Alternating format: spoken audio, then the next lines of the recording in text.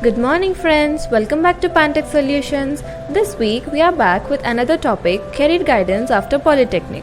Many of them don't do Polytechnic thinking it doesn't have value, but it has a mere value in the life of an individual.